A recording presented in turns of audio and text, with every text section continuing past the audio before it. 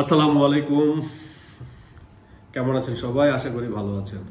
আজকে আমি আলোচনা করব নতুন কারিকুলামের নবম শ্রেণীর আধুনিক পদার্থবিজ্ঞান। আধুনিক পদার্থবিজ্ঞানের থিওরি অফ রিলেটিভিটি অর্থাৎ আপেক্ষিকতা।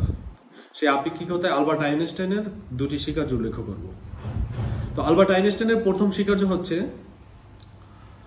সকল জড় প্রসঙ্গ কাঠামোতে পদার্থবিজ্ঞানের সকল সূত্রগুলো একই নিয়ম মেনে চলবে। আর দ্বিতীয় স্বীকার্য হচ্ছে সকল জড় প্রসঙ্গ কাঠামোতে আলোর বেগ সমান থাকবে। খুব 2 মিনিটে কিন্তু আমি 1 মিনিটই শেষ করে ফেলছি দুইটা স্বীকার্য। কিন্তু আসলে দুইটা স্বীকার্য আলবার্ট আইনস্টাইনের করতে অনেক বছর লেগেছে। অনেক বছর গবেষণার পর উনি দুইটা স্বীকার্য দিয়েছেন। এখন আপনি যদি ভালো রেজাল্ট করতে চান, দুইটা ডাইরেক্ট হুবহু লিখে দিবেন, আপনি এই দুইটার উপর A+ পেয়ে যাবেন। বাস, শিক্ষা শেষ। আসলে কি তাই? আসলে না। এই দুইটা সূত্র দিয়ে অনেক কিছু বুঝাইছে, অনেক কিছু বলছে। তো যারা এই সূত্রগুলোকে বুঝতে সমস্যা হয়, যারা ভয় পায় যে এটা মনে অনেক কঠিন কিছু, তাদের উদ্দেশ্যে আজকে আমার যে ব্যাখ্যাগুলো। তো প্রথম সূত্রের ব্যাখ্যাটা আমি বলি।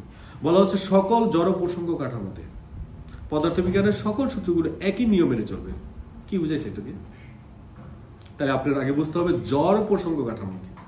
আচ্ছা, প্রসঙ্গ কাঠামো, যেটাকে ইংলিশে বলে রেফারেন্স ফ্রেম, এটা আসলে এমন একটা দৃঢ় অবস্থান বা এমন একটা পজিশন বা এমন একটা জায়গা বলতে পারেন, যার সাথে তুলনা করে আমরা বুঝতে পারি কোন একটা বস্তু গতিশীল নাকি কোন একটা বস্তু স্থির।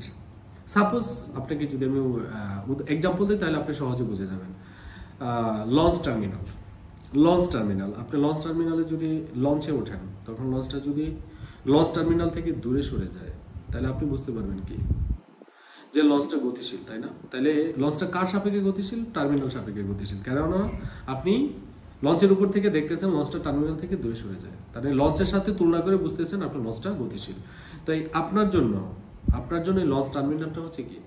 প্রসঙ্গ কাঠামো। ঠিক আছে? অর্থাৎ যেটার সাথে তুলনা করে আপনি কি বুঝতে পারেন। যেমন এই পৃথিবীটা প্রসঙ্গ কাঠামো কার জন্য? চাঁদের জন্য। তার কারণ এই পৃথিবীর সাথে তুলনা করে পৃথিবীটাকে আপনি স্থির মনে করেন, কিন্তু আদৌ কিন্তু স্থির না। আপনি যে স্থিরটা মনে করেন, এটাকে বলা হয় যে আপেক্ষিকভাবে পৃথিবীটা স্থির ধরে। তো স্থির ধরে আপনি চাঁদটাকে গতিশীল মনে করেন অথবা সূর্যটাকে গতিশীল মনে করেন, তাহলে পৃথিবী একটা জড় প্রসঙ্গ কাঠামো। তাই এখানে বলছে সকল জড় প্রসঙ্গ কাঠামোতে পদার্থবিজ্ঞানের সূত্রগুলো একই নিয়ম মেনে চলবে। তাহলে এটার আসলে বিশ্লেষণটা কি? এটার বিশ্লেষণটা আমি আপনাকে বলতেছি। আপনি মনে করেন পৃথিবীতে একটা ক্রিকেট খেলার মাঠ আছে। আচ্ছা, আপনার টাইটানিক জাহাজে একটা ক্রিকেট খেলার মাঠ আছে। ওকে, দুইটা।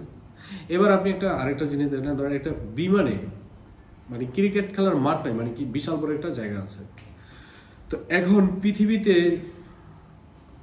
একটা বল করলো বলার মাঠে, পৃথিবীর মাঠে বল করলো বলার, আর যে ব্যাটসম্যান সে কি করলো? বল বাড়ি দিল। তো বল বাড়ি দেওয়ার পর এই বলটা অতিক্রম করলো কিছু দূরত্ব। তো বলটা যে দূরত্ব অতিক্রম করলো, সেটার জন্য আপনি ডিস্টেন্স বের করে সূত্রটা ব্যবহার করবেন। আমি ধরে নিলাম এটা ডিস্টেন্স বের করে সূত্রটা h=u2+12 এই সূত্রটা আপনি ব্যবহার করলেন। তা পৃথিবীতে যেই মাঠে খেলছে এটা একটা জড় প্রসঙ্গ কাঠামো। এবার টাইটানিক জাহাজ মনে করেন সেখানে বিশাল বড় মাঠ আছে। টাইটানিক জাহাজটা কিন্তু পৃথিবীতে আবার কি করতেছে? চলতেছে, চলমান। তাহলে আপনি দেখেন পৃথিবী চলতেছে, সেটা একটা জড় প্রসঙ্গ কাঠামো, এবং টাইটানিক জাহাজ চলতেছে, সেটা একটা জড় প্রসঙ্গ কাঠামো। ওইখানে এই যে চলমান টাইটানিক জাহাজে যদি কেউ ক্রিকেট খেলে, তো যখন বাড়ি দিবে, ব্যাটসম্যান যখন ওই বলটাকে বাড়ি দিবে, তখন ওই বলটা যখন উড়ে যাবে, তখন তার ডিস্টেন্স বের করার জন্য কোন সূত্র ব্যবহার করবে? h=u2+12 এই সূত্রটাই ব্যবহার করতে পারবে। তাহলে এটা কিন্তু পদার্থবিজ্ঞানের সূত্র। তার মানে কি? পৃথিবীতে চলমান, পৃথিবীতে যে সূত্রটা একটা প্রসঙ্গ কাঠামো, এখানে যে সূত্রটা ব্যবহার হয়েছে, টাইটানিক চলমান, এটাও আরেকটা জড় প্রসঙ্গ কাঠামো, এখানে সেই সূত্রটা ব্যবহার হয়েছে। এবার আপনি মনে করেন হেলিকপ্টার অথবা বিমানে, বিশাল বড় বিমানে, ওইখানেও মনে করেন আপনি একটা বল হাতে ধরে এভাবে নিক্ষেপ করবেন।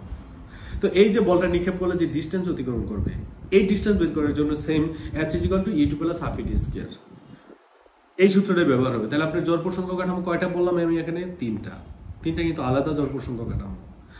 তিনটাই আলাদা জড় প্রসঙ্গ কাঠামো। তার কারণ যখন কেউ হেলিকপ্টার অথবা বড় বিমানে থাকবে, তখন ওই বিমানের যে ঘটনাগুলো ঘটবে, ওই ঘটনাগুলা সবগুলাই আপনি সবগুলা ঘটনাই আপনার পদার্থবিজ্ঞানের সূত্র দিয়ে কি করা যাবে? ব্যাখ্যা করা যাবে। টাইটানিক জাহাজে যে ঘটনাগুলো ঘটবে সেটাও ওই সেম সূত্রটা ব্যাখ্যা করা যাবে। ইভেন পৃথিবীতে যে ঘটনাগুলো ঘটবে সেম সূত্রটা ব্যাখ্যা করা যাবে। তার মানে কি, প্রথম সূত্রটার ব্যাখ্যাটা কিন্তু আমি বুঝতে পারলাম যে সকল জড় প্রসঙ্গ কাঠামোতে পদার্থবিজ্ঞানের সকল সূত্রগুলা একই নিয়ম মেনে চলবে। আমি কি বুঝাইতে পারছি আসলে ব্যাখ্যা দিয়ে? যদি বুঝে থাকেন তাহলে অবশ্যই কমেন্টে জানিয়ে দেবেন।